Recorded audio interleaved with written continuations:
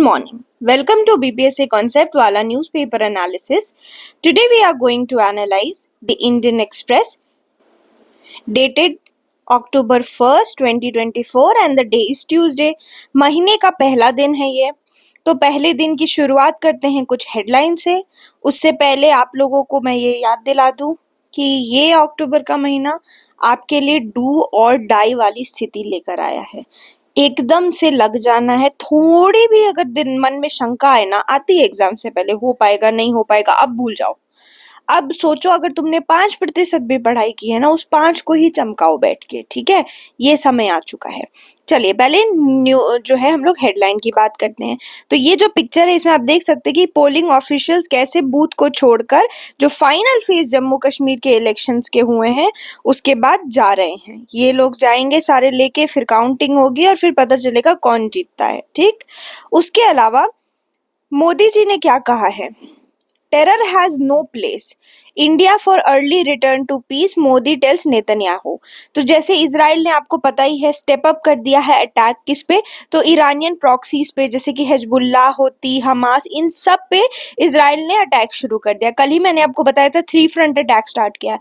तो पीएम हमारे जो हैं उन्होंने इजराइल के जो पीएम है बेंजामिन नेतन्याहू, उनको मंडे को कहा कि terror has no place in our world, हमारे वर्ल्ड में टेरर का कोई जगह नहीं है, and India will support efforts for early restoration of peace. और इंडिया जो है वो जो शांति है उसकी वापसी के लिए बिल्कुल अग्रसर है और लेकर आएगा.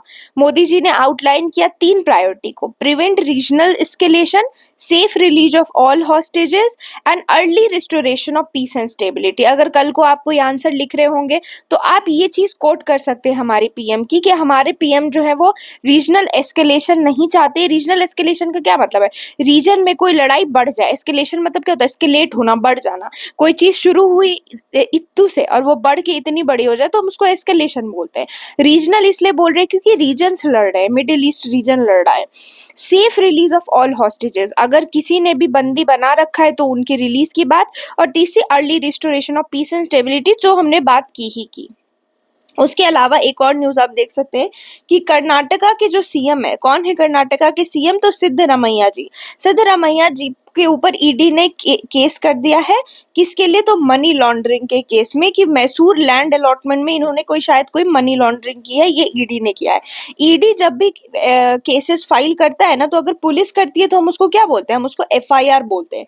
पर ईडी करती है तो हम उसको ईसीआईआर बोलते हैं. ठीक है, तो ये आपके प्रीलिम्स के लिए इंपॉर्टेंट हो गया. ईसीआर, इसको बोलते हैं enforcement case information report, ECIR. ठीक, ये इंपॉर्टेंट है. बाकी तो अब क्या ही बोल सकते हैं, अब तो सीएम वगैरह भी हमारे जेल जा रहे हैं तो हम क्या ही बोल सकते हैं. लेकिन हाँ, ये जो है वो हमारा ये न्यूज था. उसके अलावा जो न्यूज है उसके बारे में हम लोग डिटेल में बात करेंगे. दादा साहेब फाल्के मिला है मिथुन चक्रवर्ती जी को, तो उस पर भी हम लोग बात करेंगे. तो चलिए हम लोग डिटेल में अंदर देखते. तो आज हम लोग 1 अक्टूबर की न्यूज़पेपर एनालिसिस देख रहे हैं. पहली न्यूज ये है कि capex topped pre Covid level on food textile rebound. Capex क्या होता है? कैपेक्स होता है आपका कैपिटल एक्सपेंडिचर.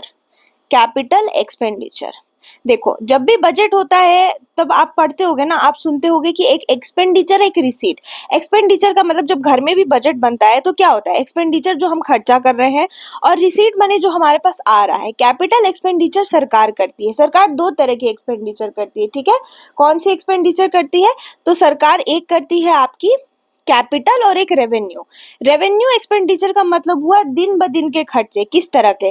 तो जो किसी को पेमेंट करना है, सैलरी देना है या कुछ कुछ खरीदना, उसको कहते हैं दिन पर दिन के खर्चे. वो आपका होता है रेवेन्यू एक्सपेंडिचर. ठीक है, वो क्या होता है? Revenue expenditure. कैपिटल एक्सपेंडिचर तब होता है ना जब आप खर्चा करो कोई एसेट क्रिएशन के लिए. किस चीज के लिए? तो असेट क्रिएशन के लिए. जब हम लोग असेट क्रिएशन की बात करते हैं तब होता है ये. असेट क्रिएशन का यहाँ पे क्या मतलब हो रहा है? सरकार की असेट हो क्या सकती है? थोड़ा दिमाग लगाइए. हाईवे असेट है कि नहीं? जो इंफ्रास्ट्रक्चर है वो असेट है. कुछ ऐसा काम करो ना जिसमें देखो आप पैसा 2 तरह से खर्चा कर सकते हो. मैंने आपको दिए 100 रुपए, ठीक है, आप क्या कर सकते हो? जैसे लड़कियां जो है मेरे टाइप की, थोड़ी सी कपड़े खरीद लेंगी. क्या फायदा है उन कपड़े में? 4 हफ्ते 5 हफ्ते पहनेंगे, उसके बाद तो फटके उसके चीथड़े उड़ने. लेकिन नहीं, होने चाहिए थे, हर दिन बदलना है। ये जो बेवकूफ़ी होती है ना, ये हमारा असेट में पैसा नहीं लगा रहे हैं। लेकिन मान लो इसी 100 रुपए में किसी ने क्या किया, एक एक कोई बुक खरीद ली, ठीक है। इस 100 रुपए में उन्होंने एक बुक खरीद ली, जो बुक मान लो कोई PYQ की बुक है प्रैक्टिस करने के लिए। अब ये मेरे पास असेट है, मैं इसे रिवाइज करके क्वेश्चन बना के मैं इसका कोई यूटिलाइजेशन कर सकती हूँ फ्यूचर में। और ये ऐसी चीज है जो ये टिकेगी, ये बुक चाहूँ तो मैं सालों साल रख सकती हूँ। तो ये क्या है, मैं असेट ले रही हूँ, ये हुआ असेट क्रिएशन। तो कैपिटल एक्सपेंडिचर तब करते हैं जब असेट बनाना होता है, और सरकार इस पे इंफ्रास्ट्रक्चर पे खर्चा करती है। कोई ऐसा कुछ बना दिया, कोई ग्रीनफील्ड प्रोजेक्ट बना दिया, कोई एयरपोर्ट बना दिया, कोई रेलवे स्टेशन बना दी, तो इसको कहते हैं कैपिटल एक्सपेंडिचर। ये कैपिटल एक्सपेंडिचर अगर बढ़ता है ना किसी भी कंट्री का, तो मतलब वो कंट्री ग्रोथ कर रही है, ठीक है। तो ये कैपिटल एक्सपेंडिचर कोविड के बाद से काफी घट गया था, लेकिन अब finally first time food textile वगैरह पे जो कैपेक्स है वो कोविड लेवल से पहले वाले लेवल पे आ चुका है, ठीक है। तो एक annual survey of industries ASI अपना डेटा निकालती है, ठीक है। वो रिलीज करती है कौन, तो ministry of statistics and programme implementation, जिसको हम लोग क्या बोलते हैं, मोस्पी, ठीक है।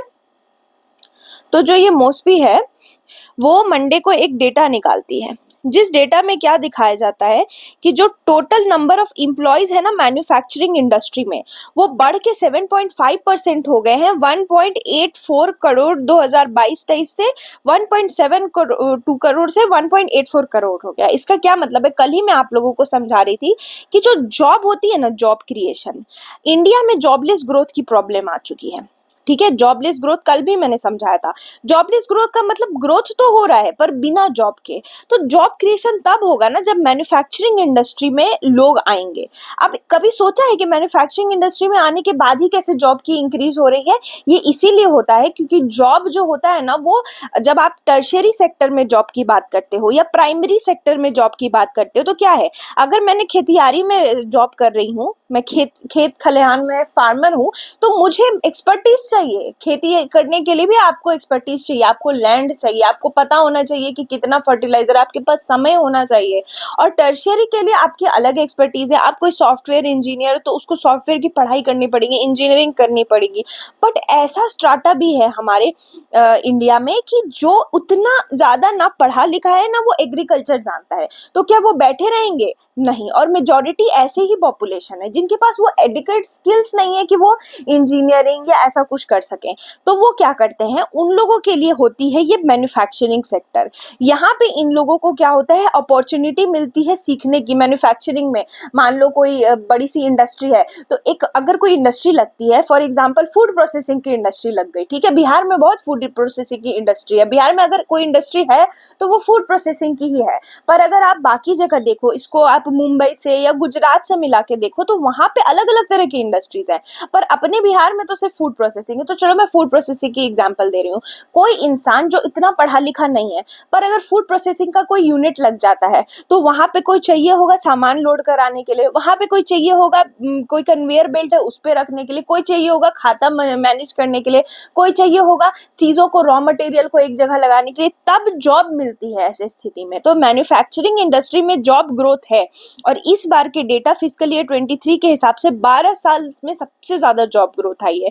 आप ये वाला ग्राफ देख सकते हैं कि 2012-13 में गिरा था, -3.5% हो गया था एम्प्लॉयमेंट ग्रोथ मैन्युफैक्चरिंग में, और 2020-21 इसमें -3.3 हो गया था। कभी सोचा 2020-21 में क्यों इतना गिरा है? इतना इसलिए गिरा कि उस टाइम कोविड था, है कि नहीं।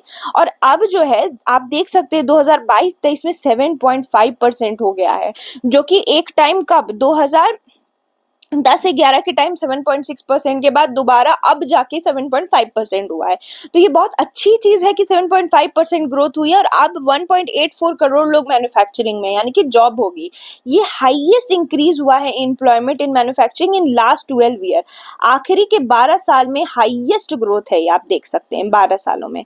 तो ये हाईएस्ट एम्प्लॉयमेंट रिकॉर्ड होगा फैक्ट्री में। कौन से, तो ऐसा नहीं कि एक ही में, जो फूड प्रोडक्ट की फैक्ट्री है, टेक्सटाइल की फैक्ट्री है, मेटल की फैक्ट्री है, वेयरिंग अपैरल की, कपड़ों की, मोटर व्हीकल की, ट्रेलर की और सेमी ट्रेलर की, इनकी जो फैक्ट्रीज है उनमें सबसे ज्यादा जो है एम्प्लॉयमेंट देखा गया है। ये ASI का डाटा बोल रहा है, क्या है, एनुअल सर्वे ऑफ इंडस्ट्रीज का डेटा, ठीक है, जो कौन रिलीज करता है? Ministry of statistics and programme implementation, जिसको हम लोग मोस्पी कह रहे हैं, ठीक है। इस सर्वे के हिसाब से टोटल नंबर ऑफ फैक्ट्रीज भी इंक्रीज हुई हैं। 2021-22 में 2.49 लाख फैक्ट्रीज थी, अब 2.53 लाख फैक्ट्रीज हो गई हैं। तो ये जो है ना, फर्स्ट ईयर है making a full recovery phase after Covid. जब भी कोई इकोनॉमिक साइकिल होती है ना, तो उसमें क्या होता है, रिकवरी होती है, ठीक है। बूम पीरियड आता है, फिर ये गिर जाता है, गिर के फिर रिकवरी होती है, फिर बूम पीरियड आता है, फिर गिरता है। तो अभी रिकवरी हो रहा है कोविड से, तो हम लोग कह सकते हैं अब तो पूरी तरह से रिकवरी हो गई है। अगर number of workers employed in informal sector की बात करें तो ये ड्रॉप हुआ है, ठीक है। ये बहुत अच्छी चीज है कि अगर ड्रॉप हुआ है। आप सोच के देखिए, अगर कोई इंसान फॉर्मल सेक्टर में काम करता है, फॉर्मल सेक्टर का क्या मतलब है? जहाँ पे कॉन्ट्रैक्ट है, आप कहीं जॉब करो, आपको कॉन्ट्रैक्ट मिला, प्रॉपर एम्प्लॉय हो, वो आपको पैसे देने के लिए बाध्य है। अगर वो पैसे नहीं देंगे तो प्रॉब्लम होगी, आपको सोशल सिक्योरिटी मिलेगी, आपका इंश्योरेंस कवर होगा, उसको बोलते हैं फॉर्मल सेक्टर। इनफॉर्मल सेक्टर का एग्जांपल क्या हुआ? ये जो जोमैटो स्विगी में काम करते हैं, क्या बोलते हैं हम इनको? गिग वर्कर्स बोलते हैं। जोमैटो स्विगी या प्लेटफॉर्म वर्कर हो गए, ठीक है, गिग वर्कर हो गए। आपके लेबर्स हो गए जो मैनुअल लेबर होते हैं, या आपके घर में जो आती हैं काम वाली दीदियां, जिनके घरों में आती होंगी। तो ये सारे क्या है? ये इनफॉर्मल सेक्टर में कोई कॉन्ट्रैक्ट नहीं है, कल को आप इनको निकाल सकते हो, ये छोड़ के जा सकते हैं, इनको कोई सोशल सिक्योरिटी नहीं है। लेकिन एक अच्छी इकोनॉमी तभी होती है ना जब फॉर्मल सेक्टर में जॉब मिलता है, ठीक है। तो ये एक बहुत अच्छी न्यूज है, आप कह सकते हैं पॉजिटिव न्यूज है, ठीक है। अब ये इंपॉर्टेंट चीज हो गई। अब मैं आप लोगों को कुछ इंपॉर्टेंट चीजें बताना चाहती हूँ। देखो, आपको तो पता ही है हमारी बुक्स है प्रैक्टिस करने की, एग्जाम काफी नजदीक है, और एग्जाम नजदीक है, आपको भी तो पता होना चाहिए ना कि आपका लेवल क्या है पढ़ाई का। तो आपको पता ही है कि हम लोग all India mock test conduct कराने जा रहे हैं। ये ऑल इंडिया मॉक टेस्ट जो होगा ये ओपन है। अभी 2 सेंटर्स हैं, ऑनलाइन भी है, ऑफलाइन भी है, ठीक है। ऑफलाइन 2 सेंटर्स हैं, कहाँ पे? तो पटना में और दिल्ली में। नॉमिनल सी फीस है 11 रुपए की, और 6 अक्टूबर को आपका ये पेपर है। अभी आप लोग सोच रहे होंगे कि ये इतना प्रमोशन क्यों किया जा रहा है? प्रमोशन की बात नहीं है ये। आप सोच के देखिए, ऐसी अपॉर्चुनिटी शायद मुश्किल से मिले एग्जाम से पहले।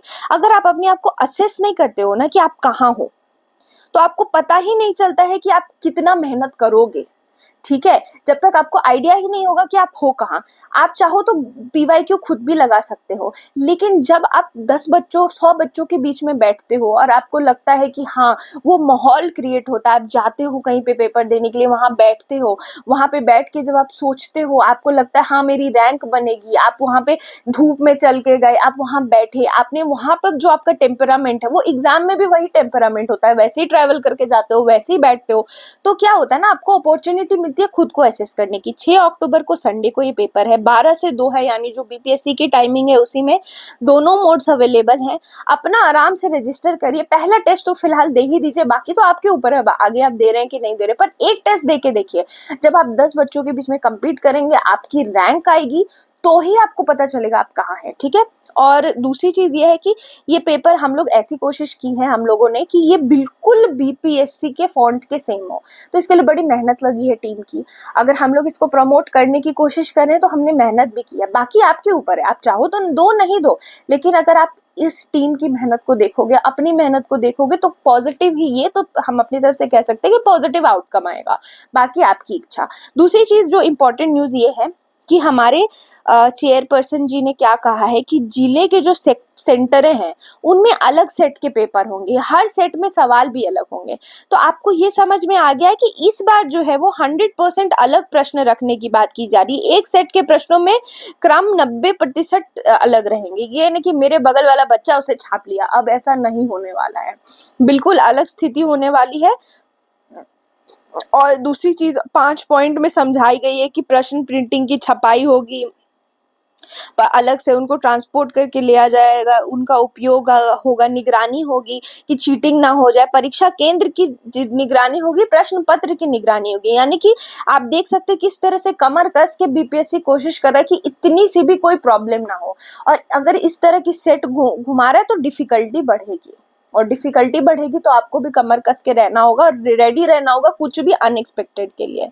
ये जो है ना, अनएक्सपेक्टेड चीजों के लिए रेडी रहना होगा। ऐसे अजीब से बाउंसर क्वेश्चंस आ सकते हैं, तो आपका अभी यही काम है, रिवाइज करिए, टेस्ट दीजिए, रिवाइज करिए, टेस्ट दीजिए। 5% पर भी अगर हैं तो उस 5% को कम से कम पक्का कर लीजिए, ये तो आपकी जिम्मेदारी है। बाकी आप 95% एग्जाम में क्या होता है, उस दिन क्या होता है, वो बाद में सोचेंगे, ठीक है। तो ये कुछ इंपॉर्टेंट चीजें। चलिए अब हम लोग फिर से न्यूज पे आते हैं। पहली न्यूज तो ये है, दूसरी न्यूज कि Indian elephant has lost genetic vigour as they moved north to south, 5 distinct population exist. एक टर्म ऑफ रिसर्चर्स हैं Bengaluru based national centre for biological sciences, जिसको एनसीबीएस बोलते हैं। बहुत ही अच्छी इंस्टीट्यूट है, मेरे कुछ फ्रेंड्स भी यहाँ पे पढ़ रहे हैं अभी फिलहाल।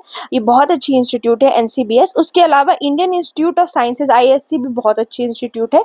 इन लोगों ने एक रिसर्च किया और उन्होंने क्या पाया, जो इंडियन एलिफेंट माइग्रेट किए ना नॉर्थ से साउथ, मतलब आपको पता है साउथ में बहुत एलिफेंट है, नॉर्थ में बहुत एलिफेंट है, तो ये माइग्रेट किए हैं नॉर्थ से साउथ ओवर मेनी मिलेनियल्स, ठीक है। और इस वजह से इन्होंने अपनी जेनेटिक डाइवर्सिटी लूज कर दी है जैसे ये साउथ गए हैं, ठीक है। ऐसा एक स्टडी ने पब्लिश करा है। इन्होंने होल जीनोम के सीक्वेंस किए कैप्टिव और वाइल्ड एनिमल के ब्लड सैंपल से पूरे इंडिया में, और आइडेंटिफाई किया कि 5 डिस्टिंक्ट पॉपुलेशन है एलिफेंट की इंडिया में, ठीक है। एक हिमालयन फुटहिल्स में पाया जाता है जो कि नॉर्थ वेस्ट से नॉर्थ ईस्ट है, एक सेंट्रल इंडिया में और 3 साउथ में पाए जाते हैं। तो अगर मैं आप लोगों को लिख के दूं तो एक हिमालयन फुटहिल्स में पाए जाते हैं, ठीक है। एक आपके हो गए जो है वो एक नॉर्थ वेस्ट से नॉर्थ ईस्ट, ठीक है। एक आपका सेंट्रल इंडिया में एक वैरायटी पाई जाती है, और 3 जो है, सॉरी ये मैंने गलत लिख दिया, हिमालयन फुटहिल्स में ही नॉर्थ वेस्ट से नॉर्थ ईस्ट, एक आपके सेंट्रल इंडिया में, और 3 जो हैं वो आपके कहाँ पाए जाते हैं, साउथ में। टोटल 5 हुए कि नहीं? हाँ 5 हो गए। तो ये जो है इतनी वैरायटी एलिफेंट्स की अभी इंडिया में है, ऐसा इस रिसर्चर्स कह रहे हैं। ये study according to the last national census, एक सेंसस होती है एलिफेंट की 2017 में, अभी आपके लिए प्रीलिम के लिए हो गया कि एलिफेंट सेंसस कब हुआ था, तो 2017 में हुआ था, ठीक है। ये लास्ट सेंसस हुआ था। इसमें क्या बोला गया था कि 29,000 एलिफेंट की स्पीसीज है, कहाँ? इंडिया में। While 3 southern population added up to 14,500 population. The central population was estimated over 3,000. Northern population 12,000 estimate की गई थी, जिसमें 2,000 नॉर्थ वेस्ट में, 10,000 नॉर्थ ईस्ट में। As evidence of Indian elephant migrating from north and south, study link title करती है कि जैसे नॉर्थ से साउथ गए जेनेटिक वेरिएशन आया, जीन्स चेंज हुए हैं इनके, ठीक है, एशियन एलिफेंट की। Found in the northern elephant have diverge from other species 70,000 year ago. तो इससे आप देख सकते हैं किस तरह से चेंज हुआ है जेनेटिक। आप इससे ये समझ सकते हो कि जगह चेंज करने की वजह से इंसान की जीन में भी अंतर आ जाता है। तो ये बहुत बड़ी चीज है आप लोग के लिए। प्रीलिम्स के लिए तो ये भाई बहुत इंपॉर्टेंट है कि लास्ट एलिफेंट सेंसस कब हुआ है, 2017 में हुआ है। एक फैक्ट और मैं बता दूं आपको, कर्नाटका में सबसे ज्यादा एलिफेंट्स हैं, ठीक है। यही वाले सेंसस के हिसाब से कर्नाटका में हाईएस्ट एलिफेंट है, ठीक है। आप मुझे बताओगे कि सेकंड हाईएस्ट एलिफेंट कहाँ पे पाए जाते हैं, और ये भी मुझे बताओगे कि एलिफेंट कॉरिडोर कहाँ है। ये 2 चीजें बस आप मुझे बता दो, बाकी तो मैंने आपको बता ही दिया, ठीक। ये बताओगे और सेकंड हाईएस्ट बताओगे। तो ये सारी कुछ चीजें थी। एक बार मैंने आपकी क्लास ली थी तो मैंने आप लोगों को बताया था कि एशियन एलिफेंट और अफ्रीकन एलिफेंट में क्या डिफरेंस होता है। तो मेरे को अभी तो याद है, वो मैंने पहले भी आपको बताया है, लेकिन मैं चलो फिर से आपकी छोटी सी रिविजन करा देती हूँ। आप भी बोलोगे कि मैम ने कुछ पढ़ाया नहीं। देखो, अफ्रीकन एलिफेंट बड़े साइज का होता है एशियन एलिफेंट के कंपेरिजन में। एशियन एलिफेंट की जो ईयर होती है ना, वो स्मॉल होती है, राउंडेड होती है, ठीक। और अगर आप अफ्रीकन एलिफेंट देखोगे, इनके कान बहुत बड़े होते हैं। दूसरी चीज, जो एशियन एलिफेंट होते हैं उसमें सिर्फ मेल हैज टस्क, टस्क किसको कहते हैं, ये जो दांत है निकले हुए। अच्छा हाँ, एक और क्वेश्चन आपका बन सकता, मैं आप लोगों को पता ही है कि मैं बायोलॉजी की क्लासेस लेती हूँ। मैंने आप लोगों के बायोलॉजी सेशन भी लिए, प्लेलिस्ट भी है आपकी एनसीईआरटी वाली।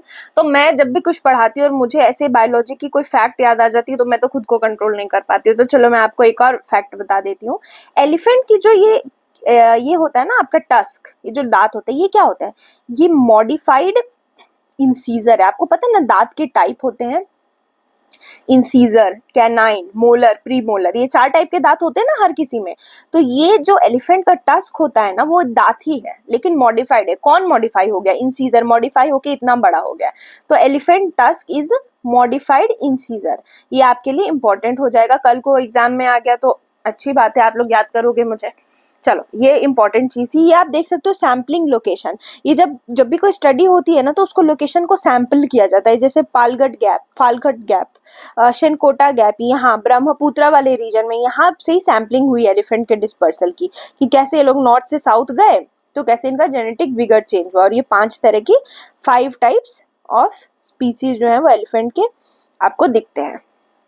नेक्स्ट न्यूज ये है लानीना शैडो। देखो लानीना शैडो क्या है, आपको पता है कि इस बार लानीना आने वाला है, लेकिन लानीना काफी लेट हो गया है और इस वजह से मॉनसून भी लेट जा रहा है।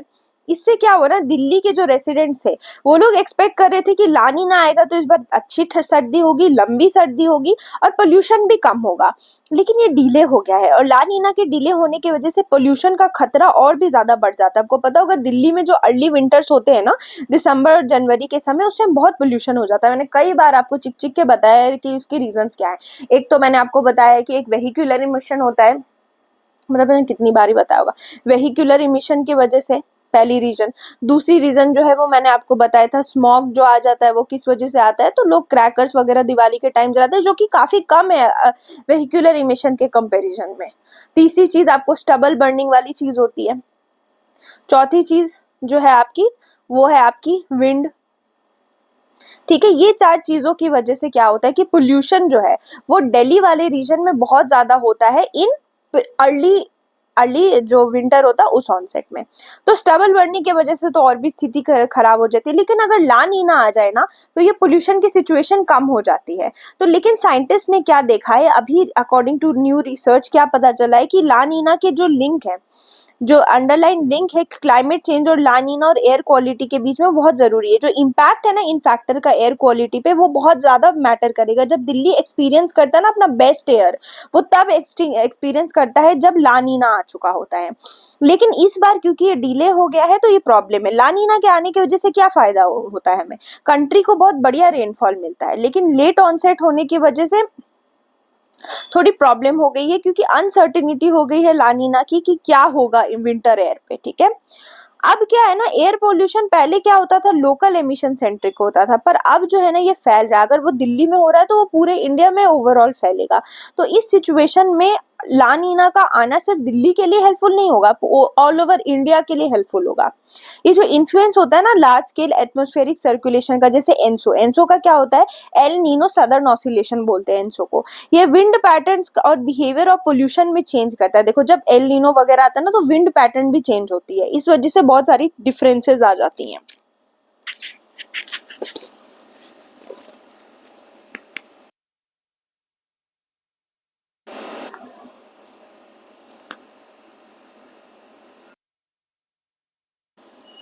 तो होता क्या है ना, जो ये लोकल अब पोल्यूशन,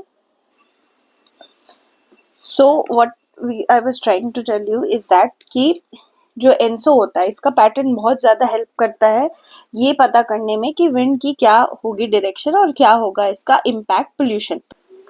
नेक्स्ट चीज़ ये है कि जो पार्टिकुलेट मैटर होती है, आई एम सो सॉरी, जो पार्टिकुलेट मैटर होती है, जैसे particulate matter 2.5, particulate matter 10, pre winter period और लोकल एमिशंस और पोल्यूटेंट जो सराउंडिंग एरिया में ट्रैप्ड होते हैं, ये एलिवेट हो जाते हैं कब, मानसून के टाइम में। और हाई पीरियड ऑफ ह्यूमिडिटी और काम विंड्स स्लोअर विड्रॉल करते हैं मानसून का, leads to extended period of high humidity and calm wind. ये कंबाइन हो जाती है एंटीसाइड, समझ ही गए होंगे कि पार्टिकुलेट मैटर का जो है वो कनेक्शन है। उसके अलावा मैं आप लोगों को ये बता दूं कि जो स्टबल बर्निंग है उससे तो अफेक्ट होता ही होता है, पंजाब हरियाणा वाले रीजन से दिल्ली की एयर क्वालिटी खराब होती है। तो according to world meteorological organisation 55% time chances हैं कि ला नीना आपके दिसंबर में आ जाएगा। और NIAS सफर मॉडल, ये किसका, इंडिया का है, ये इंपॉर्टेंट है। ठीक है, NIAS सफर मॉडल, इन्होंने सजेस्ट किया है कि स्ट्रॉन्ग विंड, फीवल वेस्टर्न डिस्टर्बेंसेस और थोड़ी सी क्लाउड पॉल्यूटेंट अक्यूमुलेट करने में मदद करती है। इसी वजह से एयर क्वालिटी खराब हो जाती है विंटर में। और ला नीना जो है अगर ज़्यादा टाइम लेगी तो और प्रॉब्लम हो जाएगी। ला नीना अपने साथ सीवियर विंटर भी लेकर आएगा, ठीक है। तो वो इन्वर्जन लेयर को कम करता है विंटर। NIES सफ़र के बारे में आपको याद रखना है, ये पूरी इंपॉर्टेंट चीज़ होगी ला नीना के बारे में। दूसरी चीज़ ये है, मिथुन चक्रवर्ती जी को दादा साहेब फाल्के अवार्ड मिला है। और आपको बता दें, मिथुन चक्रवर्ती बहुत ही बड़े स्टार हैं, ठीक है। उनका गाना I am a disco dancer किसने नहीं सुना होगा। ये बहुत ही अच्छे डांसर थे, बहुत ही अच्छे एक्टर थे। इनको ऑलरेडी नेशनल अवार्ड मिला हुआ था इनके डेब्यू फिल्म मृगाया के लिए। और इस साल दादा साहेब फाल्के मिलकर इनका रेपुटेशन और भी ज़्यादा सॉलिड हो जाएगा। और बंगाल के मिथुन दास जो है उनके बारे में कहा जाए तो ये वर्किंग क्लास के पर्सन थे, कोई बहुत बड़े फैमिली से नहीं थे, पर इन्होंने आकर अपना खुद का एंग्री यंग मैन का एरा स्टार्ट किया था, ठीक है। ये इनके अंदर एक कल्चर था, इस वजह से भी इन्होंने रामकृष्ण परमहंस का रोल प्ले किया था एक मूवी स्वामी विवेकानंद में, जिसके वजह से इनको जो है इनका 3rd नेशनल अवार्ड मिला था। इनके बारे में सबसे अच्छी चीज़ है कि कोई भी मूवी में बहुत तुरंत से उसकी स्किन मतलब उसके कैरेक्टर में आ जाते थे, ठीक है। इस वजह से इनको इतने सारे अवार्ड मिले हैं। चक्रवर्ती जी बहुत पहले से ये डिजर्व करते थे और फाइनली उनको उनके टैलेंट के लिए ये अवार्ड मिला है, ठीक है। तो इनकी जर्नी बहुत ही मिडिल क्लास से लेकर एक स्टार तक की रही है, which is a very motivating journey, ठीक है। दूसरी चीज ये है कि सुसाइड पॉड लीगल स्क्रूटिनी में है स्विट्जरलैंड में। होता क्या है ना, यूथनेशिया का मतलब होता है मर्सी किलिंग, ठीक है। यूथनेशिया का मतलब क्या होता है, मर्सी किलिंग। क्या होता है, कभी कभी कोई इंसान इतना बीमार हो जाता है या इतना बेबस हो जाता है ड्यू टू कोमा या कोई एनीथिंग एनी रीजन कि वो अब जिंदा रह के भी नहीं जिंदा रहेगा। वैसी स्थिति में क्या होता है ना, लोग बिलीव करते हैं कि वो क्यों सफर करे, जब वो जिंदा ही नहीं है, वो चल फिर नहीं सकता, वो कुछ कर नहीं सकता, तो बोला जाता है उसकी मर्सी किलिंग। मर्सी किलिंग दो तरह का होता है, एक एक्टिव यूथनेशिया होता है, एक पैसिव यूथनेशिया होता है। एक्टिव यूथनेशिया में हुआ कि इंसान को ही मार दो, मतलब जब जी ही नहीं सकता, कुछ कर ही नहीं रहा तो मार दो। पैसिव यूथनेशिया में क्या होता है, या तो अगर आप उसको कोई दवाई देकर ठीक कर रहे थे तो दवाई हटा दो, किसी मशीन पे था अगर वेंटिलेटर या कोई मशीन थी वो हटा दो, उसको पैसिव यूथनेशिया कहते हैं। यूथनेशिया के बारे में क्या है कि euthanasia involves a physician administrating a legal drug to the patient who might be suffering a terminal or debilitating illness, ऐसी बीमारी की जिसमें मरना ही है, तो इसको असिस्टेड डाइंग कहते हैं, किसी की मदद से कोई इंसान मरे। तो अब एक नया कंडीशन आया स्विट्जरलैंड में जिसको सुसाइड पॉट कह रहे हैं। सुसाइड पॉट में क्या होता है ना, ये एक air tight 3D printed capsule है जिसके अंदर लिक्विड नाइट्रोजन है। इसमें किसी इंसान को डाल दो तो वो सुसाइड के द्वारा मर जाता है। ये ऐसे लोग हैं जिनको आगे जीना नहीं है या बहुत ज्यादा कोई बीमारी है, तो वो ये सार्कोपॉड का यूज कर रहे थे मरने के लिए, ठीक है। और ये सार्कोपॉड जो 24 घंटे के अंदर एक बार इसमें कोई गया तो वो ट्रैप हो जाएगा लिक्विड नाइट्रोजन के अंदर, तो ऑक्सीजन लेवल गिर जाएगा। ऑक्सीजन लेवल गिरने के बाद वो इंसान कॉन्शियसनेस खो देगा और धीरे धीरे उसकी डेथ हो जाएगी। लेकिन क्या हुआ है कि एक 64-year-old वुमेन जो है सुसाइड पॉड में जाने की वजह से लोगों को लग रहा है कि क्रिमिनली उसको मारा गया है। तो ये सार्कोपॉड की एथिकल चीजों पे क्वेश्चन उठ जाता है कि इसका कोई गलत यूज ना कर दिया जाए मर्डर के लिए, ठीक है। अब स्विट्जरलैंड में ये चीज जो है वो इन्वेंट हुई थी, सुसाइड पॉड या सार्कोपॉड, ठीक है। स्विट्जरलैंड में एक्टिव यूथनेशिया तो बैन है, लेकिन असिस्टेड डाइंग और असिस्टेड सुसाइड लीगल है ये स्विट्जरलैंड में। यानी as long as individual ends his life in without any external assistance, तो फिर वो उसको हेल्प के द्वारा वो मर सकता है किसी सेल्फ सर्विंग मोटिव के लिए। लेकिन प्रॉब्लम क्या हो गई है, क्रिटिक्स ये कहते हैं कि ये एक्सप्लॉइट कर सकता है लीगल लूपहोल को। अगर कोई इंसान किसी को किसी भी तरीके से इस पॉड में पहुंचा दे तो इंसान ये सोचेगा ना कि वो अपनी मर्जी से मर रहा है, तो ये लीगल लूपहोल क्रिएट करता है। तो ये सार्कोपॉड एक इशू क्रिएट कर रहा है, ठीक है। उसके अलावा आपको पता होगा कि 2 साइंटिस्ट सुनीता विलियम और बच विल्मोर जो है वो इंटरनेशनल स्पेस स्टेशन में फंसे हुए थे जून से, और इसको लेकर बहुत ज्यादा खतरनाक बातें चल रही थी। तो अब स्पेस एक्स का कैप्सूल चला गया है, उस कैप्सूल में ये दोनों स्टक्स एस्ट्रोनॉट बैठ गए हैं और अब ये वापस आएंगे, ठीक है।